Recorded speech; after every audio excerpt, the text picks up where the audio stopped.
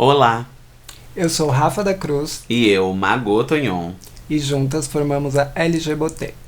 Fomos convidadas pelo CCSP para criar conteúdo de beleza da maneira que a gente acredita, trazendo algumas reflexões e lentes mais diversas. E assim nasce essa série de vídeos intitulada É Preciso Transver o Mundo.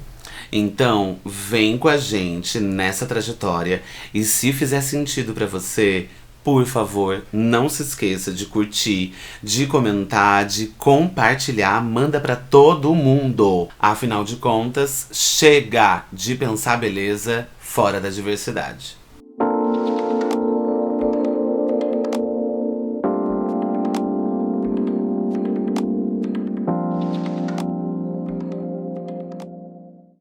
Hoje a gente vai falar de cobertura de pele, base e corretivo. Como escolher a cor da sua base, o acabamento, as possíveis ferramentas e também camuflagem. Camuflagem de manchas, olheiras, de chuchu e tudo mais. Ter escolhido vir falar desse tema de forma introdutória neste vídeo, sobretudo quando a gente fala de beleza, tá longe de ser aleatório. Não é por acaso que, ao tratar intimamente da questão de beleza, é que a gente precisa se defrontar sobre exatamente o que vai construir esse ideal de beleza. Então, quais são as características que historicamente estão atreladas às noções de beleza? Então, ou melhor, quais noções constroem a ideia de beleza, do que é belo, do que a gente considera belo, sobretudo no Brasil. Então, trazer essa temática para cá de forma introdutória e a partir da perspectiva de um transolhar é justamente por acreditar que as noções que fundou a colonização brasileira e que fundou e funda e ainda estrutura a experiência brasileira enquanto uma sociedade profundamente transfóbica é, sobretudo, por ser uma sociedade também profundamente racista.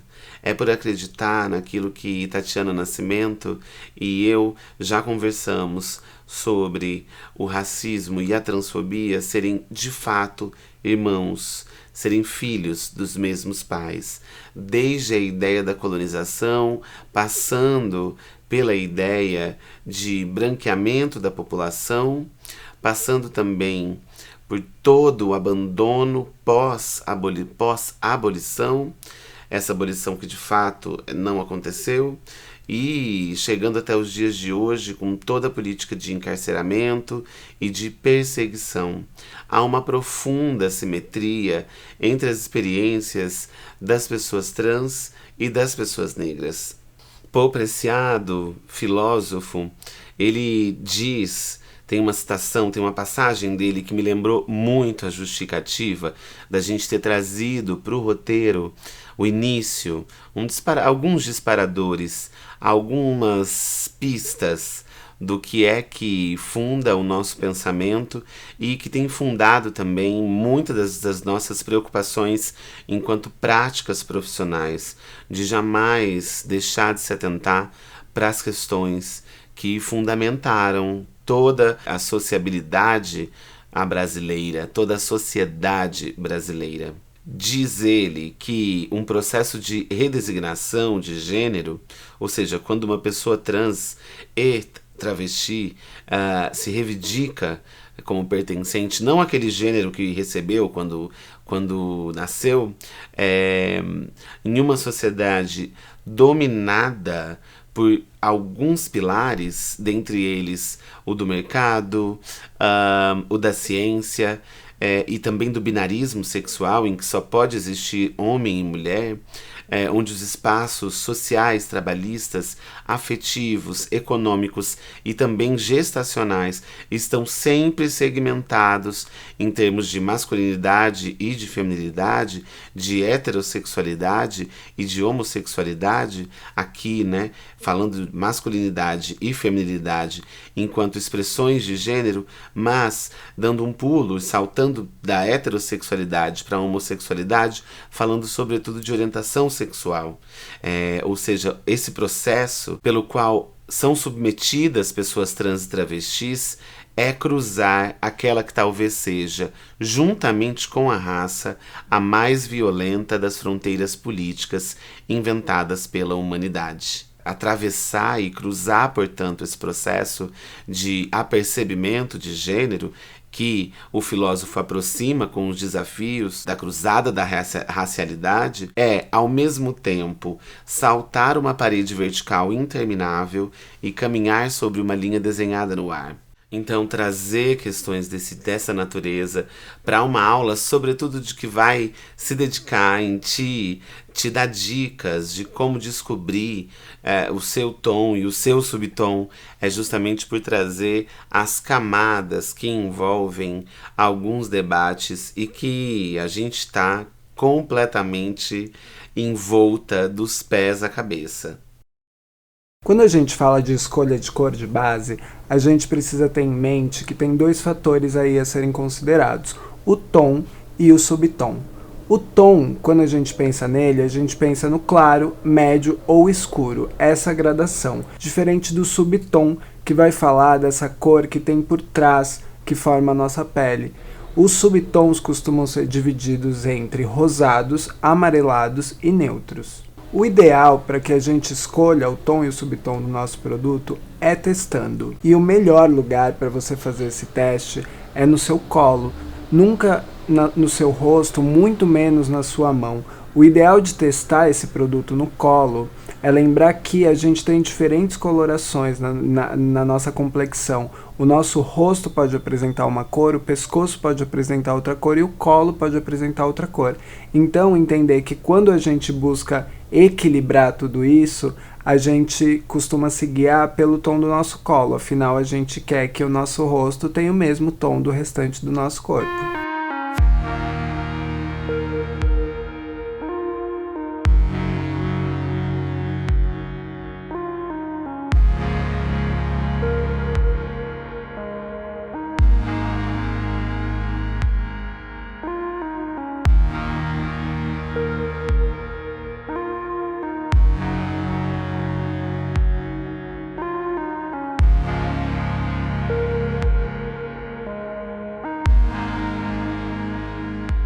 E lembrando também que hoje em dia a gente pode contar com produtos como corretores de subtom, que vão ajudar a gente quando a base não está no subtom correto, por exemplo, muito amarelada para o nosso subtom de pele, você adicionar um corretor de subtom, conseguindo equilibrar e neutralizar essas cores. Para tentar trazer vocês para a nossa linha de raciocínio, a primeira reflexão que a gente gostaria de propor é do significado da palavra padrão, do significado disso que na internet, há alguns anos atrás, poucos, se tornou até motivo de xingamento ou apontamento, sempre levado para o lado da ofensa.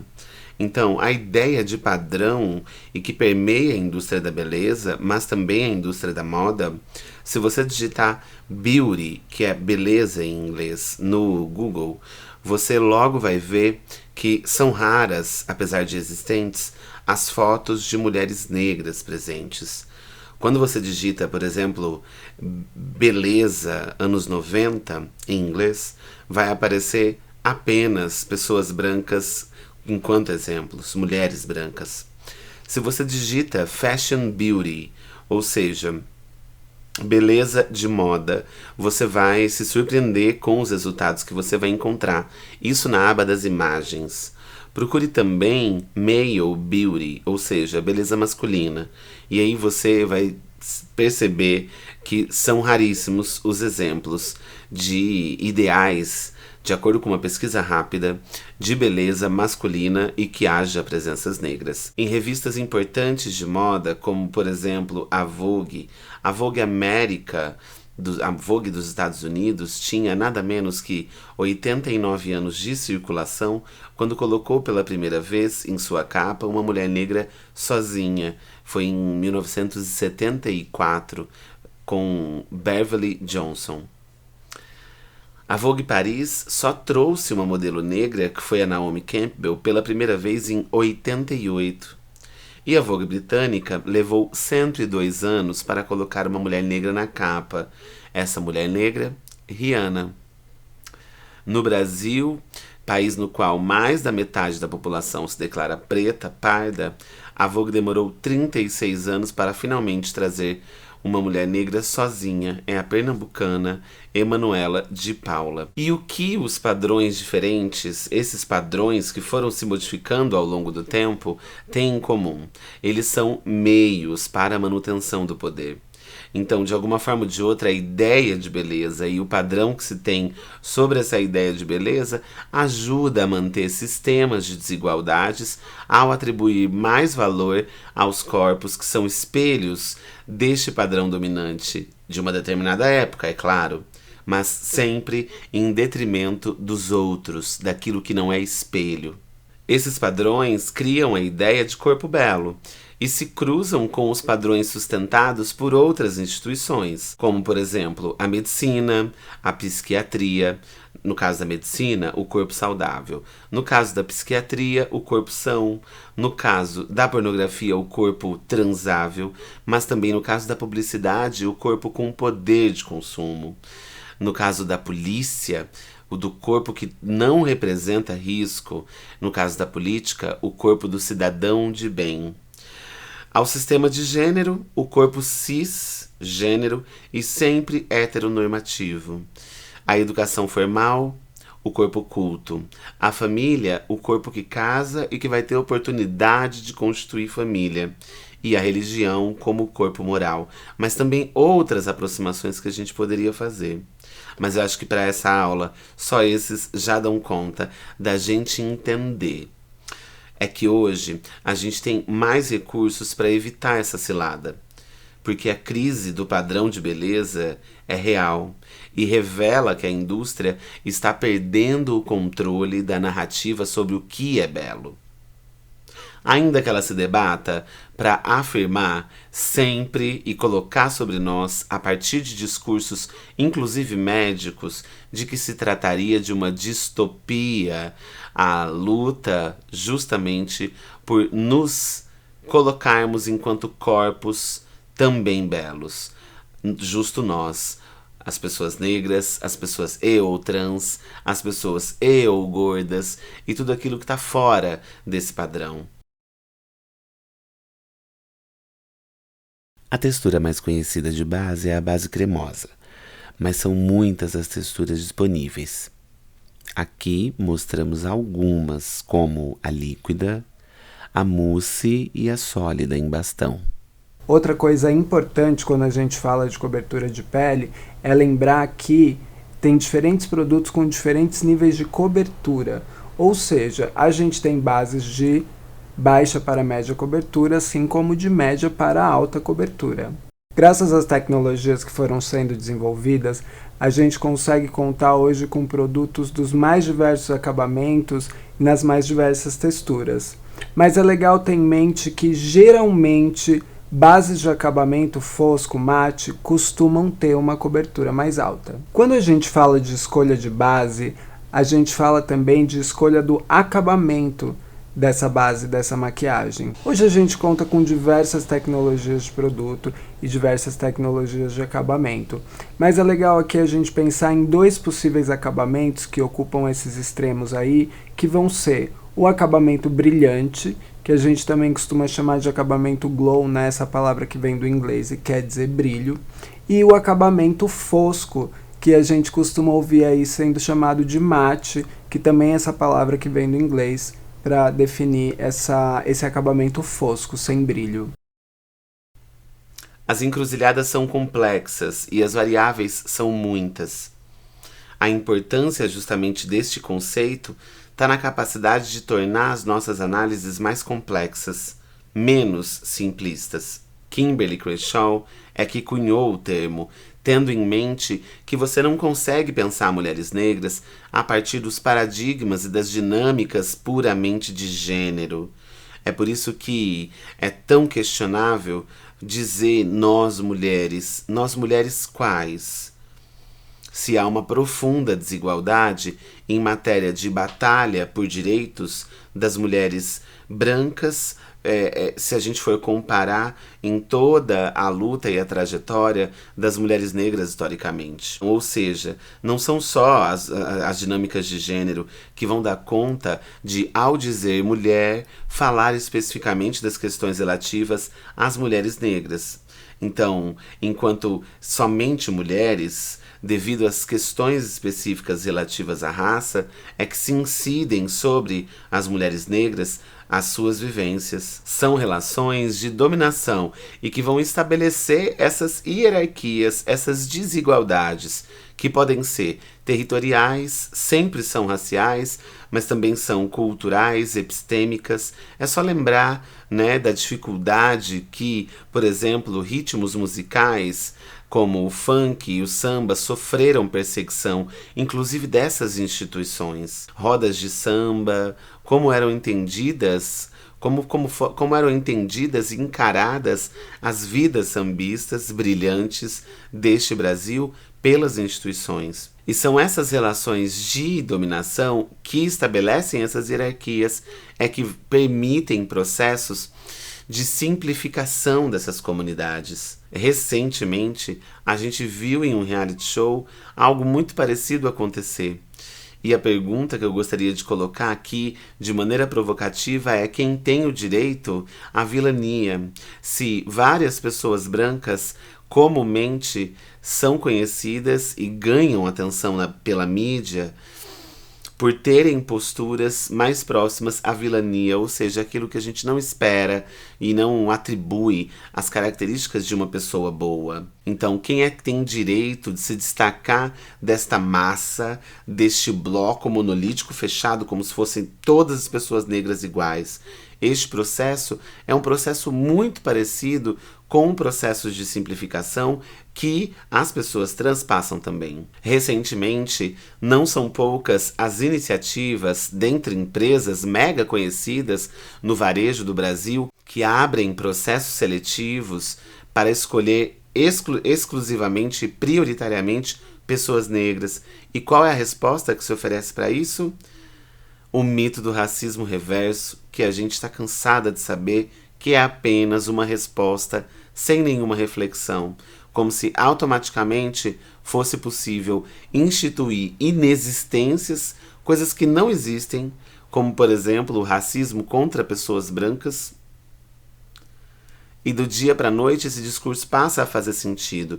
E ele só faz sentido em um terreno onde os debates a respeito das racializações, seja da população negra e da população branca, porque a gente não pode esquecer que a população branca também tem uma raça, ser branca no Brasil tem a ver com uma raça, com um processo racializado também. E esse termo das encruzilhadas que se encontram justamente nos cruzamentos, eles vão contribuir bastante para promover diversidades corporais, que a gente destaca para se pensar especificamente as questões das pessoas intersexo e as violências relacionadas a todo esse leque, né, de configuração, não apenas genital, mas de tudo aquilo do corpo, que tem a ver com o corpo, que vai constituir essas diversidades corporais. Todas elas fugindo do padrão, né? Todas elas não sendo o espelho fiel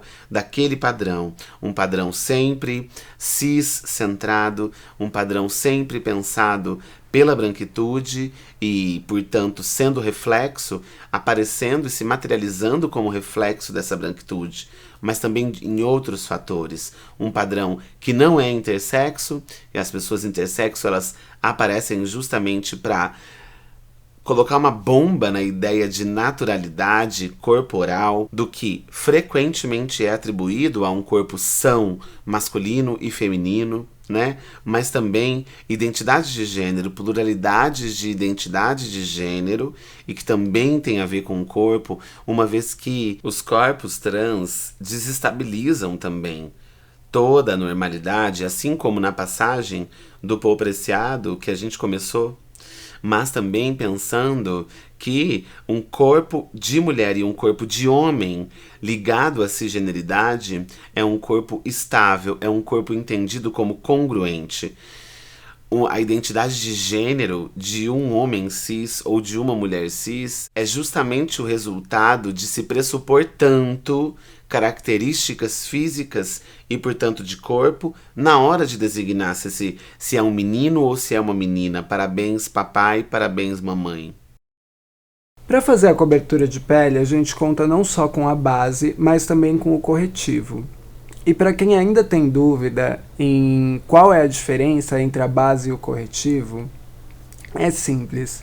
O corretivo ele tem muito mais pigmentação que a base, ou seja, ele vai ter mais cobertura que a base também. Então a ideia é que o que a base não vai ter conseguido cobrir, o corretivo vai conseguir. Em se tratando de corretivo, também são diversas as apresentações e os acabamentos. A gente tem corretivos cremosos, a gente tem corretivos líquidos, assim como a gente pode contar com corretivos de acabamento mais hidratante, mais brilhante, glow, e também corretivos de toque seco, acabamento mate fosco.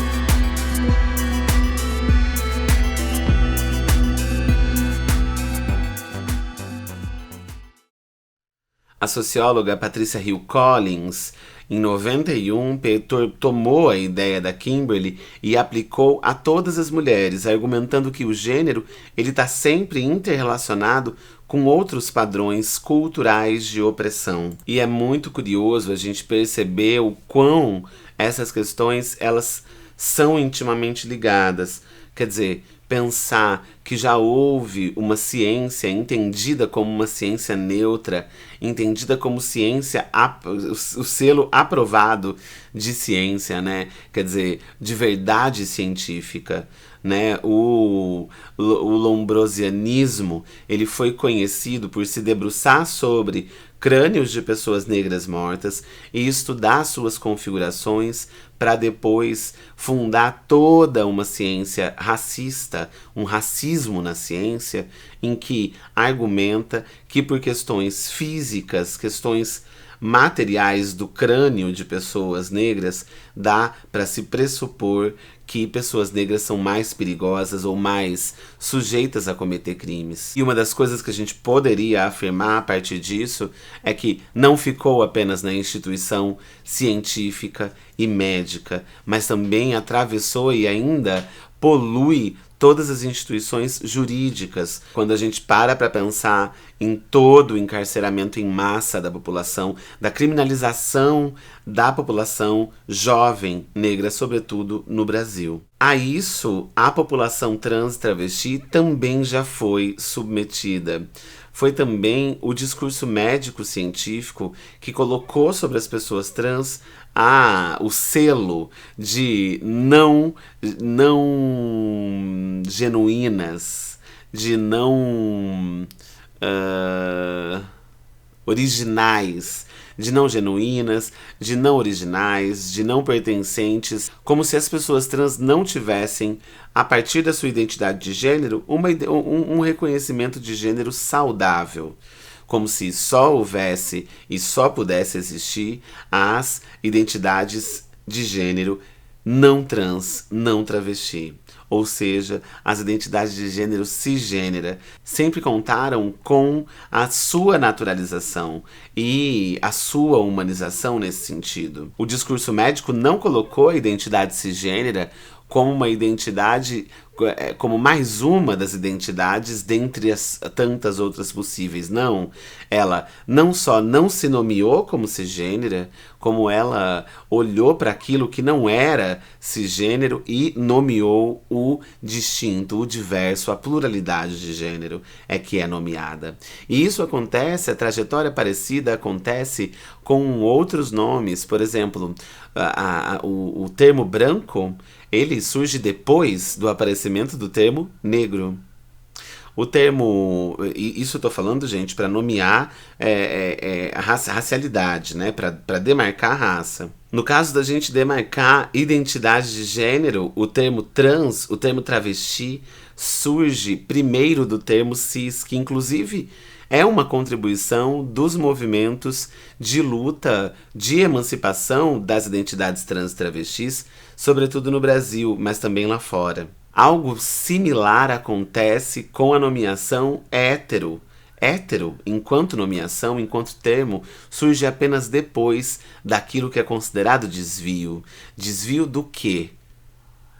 Do padrão hegemônico, da hegemonia em matéria de identidade de gênero, em matéria de orientação sexual, em matéria também de raça. O corretivo tem essa função de cobertura mais alta e mais poderosa, mas às vezes, quando a gente está falando de colorações distintas, a gente não consegue realizar essa cobertura somente com o corretivo, e é aí que entra a técnica de camuflagem de cor. Para a gente falar de camuflagem de cor, a gente vai precisar de uma ajuda do círculo cromático. Esse é o círculo cromático, e aqui a ideia é mais ou menos simples. O que acontece? Quando a gente precisa cobrir uma coloração que está presente aí no rosto, por exemplo, quando a gente vai maquiar, a gente precisa ter em mente o seguinte: se a gente tem uma mancha verde, por exemplo, para a gente conseguir neutralizar essa coloração esverdeada antes de conseguir a cobertura no tom da pele, a gente precisaria trabalhar com um produto na cor oposta a esse tom que a gente tem. Então, quando a gente tem tons esverdeados, azulados, como é o caso muitas vezes das olheiras, a gente vai trabalhar com um corretor de cor, né? Esse produto similar ao corretivo, porém que carrega uma pigmentação de cor. A gente vai usar a cor oposta à mancha, né, a coloração que a gente tem, para conseguir fazer essa neutralização. Então é aqui, por exemplo, que a gente consegue aplicar produtos como aqueles corretivos alaranjados, esverdeados, lilazes ou amarelos, que vão ter essa função de neutralizar as cores opostas que a gente pode encontrar aí necessidade durante o processo da camuflagem na maquiagem. A mesma coisa acontece para quando a gente precisa camuflar ou cobrir manchas avermelhadas, como é o caso de rosáceas. Nesse caso, a gente usaria um corretor, um corretivo próprio para camuflagem em tons esverdeados. Na hora de escolher o corretor de cor, a gente precisa ter atenção com o tom, mais do que com a questão do subtom. Ou seja, quando a gente vai usar um corretor de cor alaranjado, avermelhado, para neutralizar colorações azuladas e esverdeadas, a gente precisa entender o tom da pele que a gente está maquiando. E o tom do claro ao escuro vai definir a pigmentação desse corretor de cor alaranjado aí. Então a gente pensa que quando a gente vai trabalhar em peles mais claras, a gente vai usar o corretor alaranjado aí no caso mais claro, então aqueles tonzinhos de salmão, pêssego mais clarinhos. Conforme esse tom vai escurecendo, a gente também vai pigmentando esse corretor, então podendo passar pelos laranjas mais fortes até os laranjas mais fechados, avermelhados ou vinhos, para serem usados aí nessa neutralização e nessa camuflagem. Hoje, no mercado da beleza, é muito mais comum a gente conseguir marcas, identificar marcas mais conscientes com relação à pluralidade de tons e subtons de seus produtos para a pele. Mas apesar de comum, muito mais comum nos últimos anos, a gente encontrar marcas preocupadas com ampliar suas cartelas de cores, ainda assim a gente entende que até hoje muitas marcas, sobretudo aquelas que comunicam um ideal de beleza exclusivo, têm dificuldade de adaptar toda a sua cartela de cores de produtos para pele para garantir que mais peles negras possam ter acesso àqueles produtos. Até porque fica muito evidente o caráter consumidor dessa população e as suas demandas por pautar suas próprias pluralidades também. E isso tem a ver com servir e deixar disponível muitas opções para aqueles corpos cujo reflexo é muito parecido com a norma.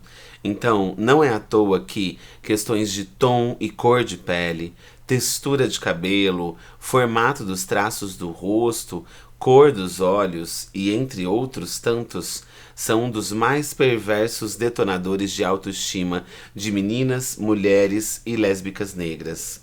Essas palavras são da Tatiana Nascimento. Isso sem contar com um número cada vez maior de presenças de pessoas negras que dialogam com todo o circuito da moda mais bombado, né? Um número de modelos, de pessoas modelas negras nas passarelas tem aumentado, mas isso nem sempre foi assim.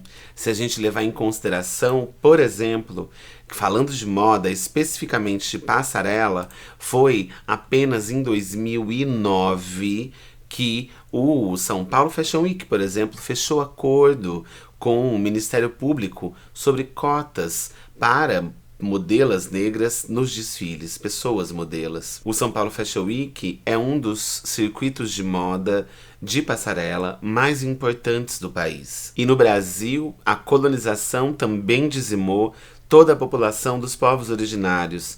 Então, levando isso em consideração, o Ministério Público, em 2009, se comprometeu a sugerir a todas as marcas que compõem, né, os seus desfiles, que essas marcas contratassem pelo menos 10% de pessoas negras ou indígenas no total do casting do desfile. Mas o que parecia apenas uma sugestão parece não ter surtido efeito em mais de 10 anos depois, uma vez que o ano passado, por exemplo, em 2020, foi público e notório os anúncios / denúncias de racismo envolvendo circuitos de moda, envolvendo também alguns desfiles deste mesmo circuito e de tantos outros. Mas também falando de agências e de tratamentos distintos que as agências davam para modelos brancas e para modelos negras, por exemplo. Mas também falando da desigualdade salarial entre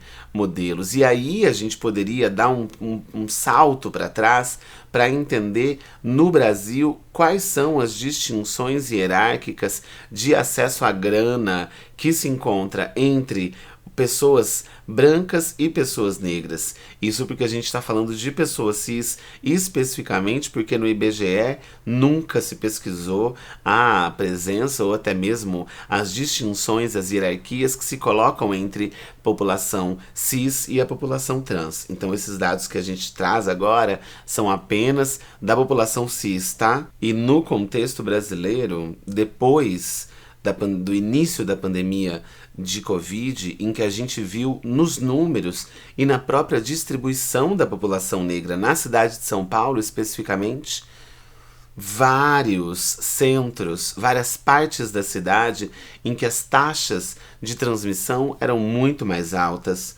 nos bairros majoritariamente ocupados pelas populações negras. Se a gente leva isso em consideração, a gente traz aqui uma informação de 2018, quando o Covid ainda não servia como um fator para tornar ainda mais abissais, colocar ainda mais abismos em desigualdades que já existiam antes mesmo dele. No contexto do Brasil, a cada 10 pessoas, isso em 2018, a cada 10 pessoas, 6 tinham uma renda de menos de 2 salários mínimos mensais, ali por volta de R$ 792. Então, 10, 6, sobram 4. Desses 4, 3 têm uma renda de aproximadamente R$ 4.500 por mês. E sobram uma pessoa com uma renda de até R$ 40.000 por mês. Esse era o contexto brasileiro de renda versus população, renda mensal versus a população distribuídas a cada 10 pessoas. Isso em 2018.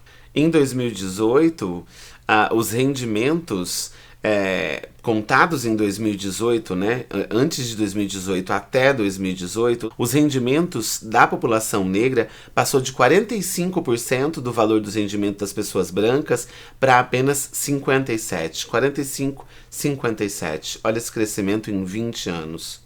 Se mantivesse esse ritmo de inclusão das pessoas negras, observando esse período de 20 anos até 2018, a equiparação da renda média da população negra com a população branca aconteceria apenas em 2089.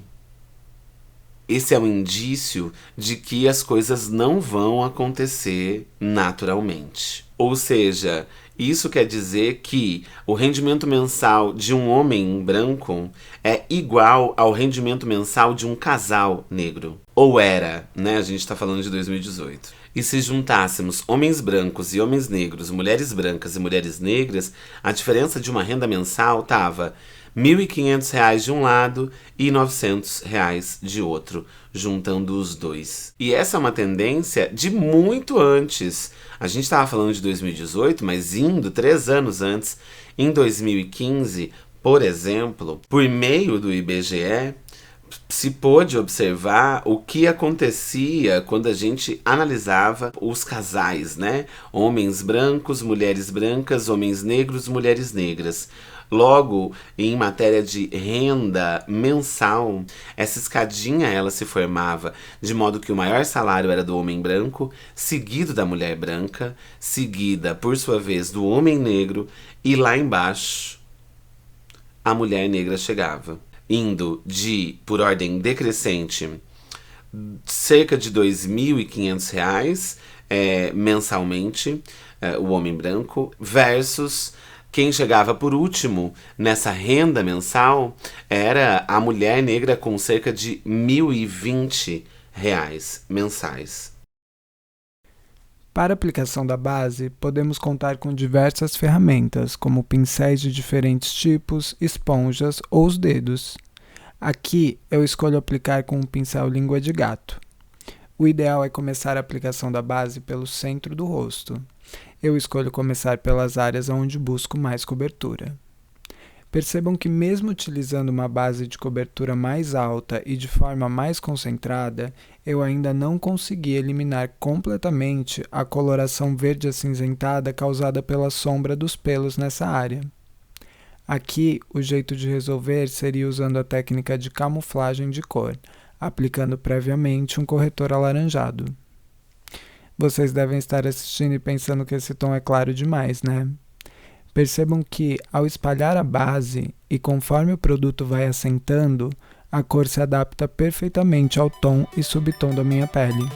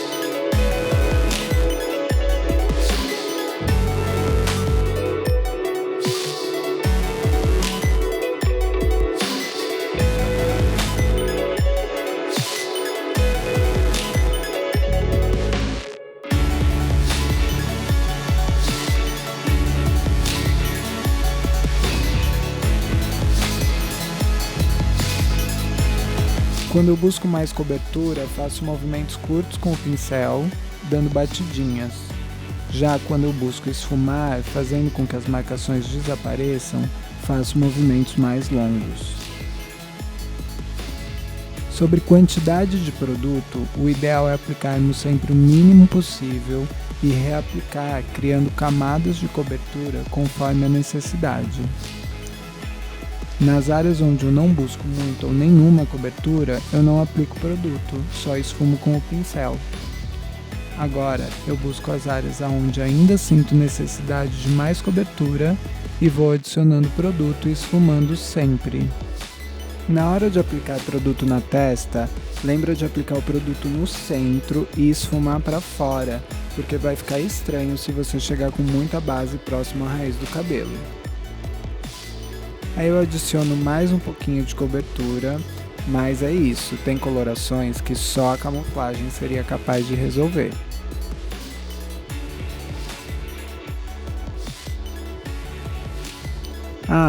Vocês vão perceber que eu não apliquei corretivo, porque a base já possui uma cobertura bem alta que conseguiu cobrir a olheira com um acabamento mais natural. Mas não se preocupem que no próximo vídeo a gente volta a falar de corretivos quando falarmos de luz e sombra. Então é isso, base aplicada e pele pronta para receber os próximos passos.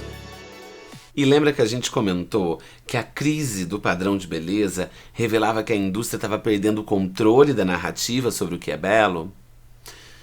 Pois é justamente o porquê de tão problemático foi, porque a gente percebe poucas variações entre aquilo que historicamente se colocou como padrão de beleza. Então, há uma variação deste padrão de beleza, sobretudo se a gente pegar desde os anos 90. Acontece que essas variações, elas estão cada vez mais imperceptíveis, no sentido de que uma leve variação daquele normal de sempre é que é considerado e é motivo de celebração. E a gente não defende que isso não deve ser celebrado, quer dizer, toda vez que o padrão de beleza ele se deforma, ainda que minimamente, é motivo da gente comemorar. Agora, nada mais conveniente para quem dita exatamente o que é o bonito, continuar dando passos de formiga. Dando passos de formiga nestas transformações, porque é justamente dessas transformações que a gente se alimenta. Já eu, Magô, vou aplicar a base com os dedos, para te encorajar a sentir a textura do produto sem receio de sujar as mãos. É só deixar um lencinho do lado para ir limpando eles. Mas veja que eu comecei do centro. Eu aplico o produto no nariz, próximo ali à região abaixo dos olhos, e vou espalhando. É a textura dela mais cremosa e esse acabamento hidratante que me permite aplicar, sim, usando os dedos e dando batidinhas. À medida em que o tanto que eu peguei se espalha, eu vou pegando mais produto. E não esquece de vir com o dedo ainda borradinho, só com aquele restinho, sabe? Pra parte do nariz, essa parte aí onde a gente tem mais vasinho. Então, em geral, é mais avermelhado, sabe? É bom sempre estar com o espelhinho de perto para ver como sua pele recebeu o produto. Se ficar com aspecto de produto acumulado, por exemplo, tente espalhar mais um pouquinho. Lembra que a pele tem de estar hidratada para receber bem qualquer base, mesmo quando a gente quer acabamento seco. E claro, se essa base fosse muito mate e secasse muito rápido, eu não conseguiria espalhá-la com o dedo tão bem.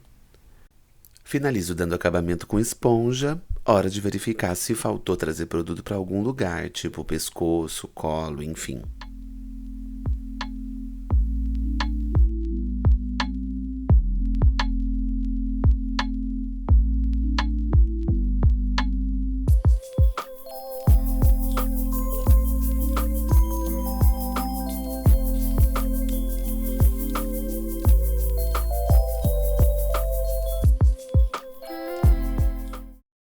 Então a gente gostaria de te convidar, a partir desses ideais que estão por detrás do acesso à beleza, da definição do padrão de beleza, que a gente pudesse refletir sobre algumas ideias clássicas de beleza versus os significados que atualmente não dá pra gente abrir mão na hora de pensar beleza. Até pouco tempo atrás, aí nisso que a gente chamou de ideia clássica de beleza, a gente tinha a lógica de exclusividade.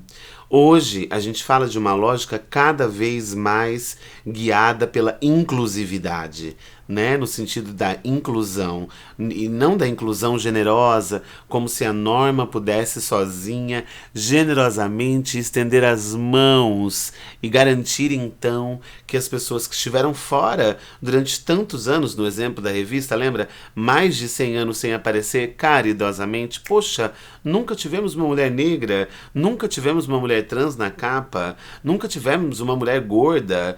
Vamos cumprir o nosso papel e vamos generosamente estender a mão e trazer essas pessoas. Não, é justamente por essas tensões criadas, é justamente por esses movimentos de luta que essas aparições, né, elas acontecem. E justamente pelo tempo que elas levam para acontecer, é que elas vão qualificar tudo aquilo que aconteceu antes. Nesse sentido, a representatividade branca, em sua pluralidade, ela é garantida, uma vez que quebrada não é garantida para aquele público que está aparecendo pela primeira vez nesses meios midiáticos de moda hegemônica. Então, de um lado, a imposição de normas universais nas ideias clássicas de beleza e, atualmente, o questionamento das normas. De um lado, a relação entre frustração e disforia. Disforia, para quem não sabe, é o sentimento de incômodo profundo com alguma parte do seu corpo. Então, a ideia clássica de beleza como dependente dessa frustração e dessa disforia como motivador do consumo, e hoje o pertencimento e a ampliação no sentido da autoestima como um motivador de consumo. A ideia clássica de beleza hierarquizando os corpos versus a valorização de outras possibilidades de corpo. E é sempre bom lembrar, ainda que tantas pessoas editoras de moda tenham dificuldade em assumir que os nossos corpos não são apenas disfóricos do ponto de vista estético, e sim como resultado de uma batalha muito grande para se afirmar, não necessariamente por meio destas mesmas mídias, mas transbordando inclusive esses veículos, né? As contribuições de pessoas negras, hoje há toda uma movimentação de pessoas negras que não são possíveis se relacionar ao padrão tão facilmente, ao padrão magro, ao padrão hétero, ao padrão cis, mas toda uma pluralidade de pessoas trans também, que nas redes sociais vêm batalhar pelo conceito, pela noção de beleza um pouquinho maior, né? Lembrem-se que na nossa aula sobre pele, a gente já vinha falando sobre isso. Na nossa aula de skincare, a gente já vinha falando sobre a necessidade da gente entender, e ali eu trouxe um exemplo da minha trajetória com a minha própria pele. Eu tive que fazer da minha pele minimamente habitável, o meu lar minimamente habitável para mim mesma.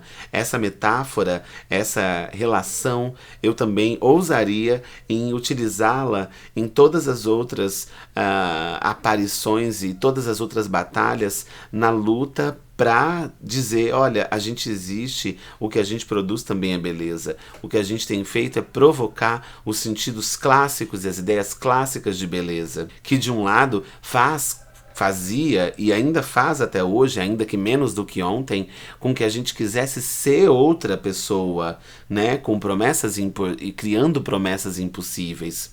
E hoje promovendo a aceitação, né, promovendo também e inaugurando belezas possíveis. E é por isso que é tão importante a gente refletir sobre essas mudanças, entender aonde elas estão pautadas, quais são as instituições que atravessam, que definem e que vão colocar carimbos e nomeações e categorias sobre algumas populações, enquanto para outras não há nomeação nenhuma, é apenas o normal, é apenas o belo, é apenas o desejável, é apenas o saudável, é apenas o são, é apenas o nunca condenável, aquele que tem o direito, inclusive, à própria liberdade. Assim, a gente conclui a nossa segunda aula, agradece imensamente, pede a tua contribuição para que a gente reverbere tudo que a gente tentou acionar aqui nessa aula hoje e te convida para a próxima aula, em que a gente vai falar de contorno, de iluminação, como esculpir um rosto magro.